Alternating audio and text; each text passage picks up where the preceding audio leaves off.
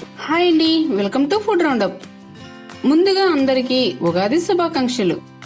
ఇప్పుడు మనం తీపి, పులుపు, కారం, ఉప్పు, వగరు, చేదు కలిసిన షడ్రుచుల సమ్మేళనంతో ఉగాది పచ్చడి ఎలా తయారు చేసుకోవాలో చూద్దాం. ఈ పచ్చడి తయారీకి ముఖ్యంగా కావలసింది వేప పువ్వు. చక్కెరకేళి, అమృతపాణి లాంటివి కాకుండా మామూలు అరటిపండు తీసుకోండి. ముదిరిన కొబ్బరికాయ, ఒక పచ్చిమిరపకాయ, కొద్దిగా బెల్లం, తాజాగా ఉన్న మామిడికాయ, కొత్త చింతపండు, పుట్నాల పప్పు, కొద్దిగా ఉప్పు కావాలి. ఈ వీడియో చూడడానికి ముందు ఫ్రెండ్స్, ఇంతవరకు మన ఛానల్ ఎవరైనా సబ్స్క్రైబ్ చేసుకోకపోతే వెంటనే సబ్స్క్రైబ్ చేసుకోండి. అలాగే పక్కనున్న బెల్ ఐకాన్ మీద క్లిక్ చేసి ఆల్ ని ఓకే చేయండి.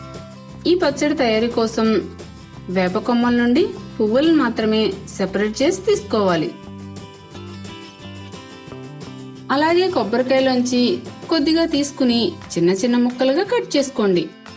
పచ్చిమిరపకాయను కూడా చిన్న చిన్న ముక్కలుగా కట్ చేసుకోవాలి.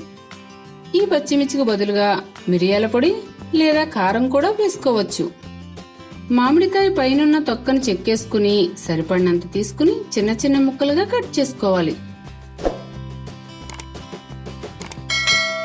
నిమ్మకాయ సైజంత చింతపండును తీసుకుని కొద్దిగా నీళ్లు పోసుకుని 10 నిమిషాల ముందే నానబెట్టుకోవాలి. ఇప్పుడు దీనిలోంచి గుజ్జును తీసుకోవాలి. పచ్చడి కలుపుకోవడానికి అన్నీ సిద్ధంగా ఉన్నాయి. మిక్సింగ్ బౌల్లోకి చింతపండు గుజ్జు, అరటిపండు, వేప పువ్వు, పుట్నాల పప్పు, మామిడికాయ ముక్కలు, పచ్చిమిర్చి ముక్కలు, కొబ్బరికాయ ముక్కలు, కొద్దిగా బెల్లం, తగినంత ఉప్పు వేసుకుని మొత్తం అన్ని మెత్తగా చేసుకుంటూ బాగా కలుపుకోవాలి.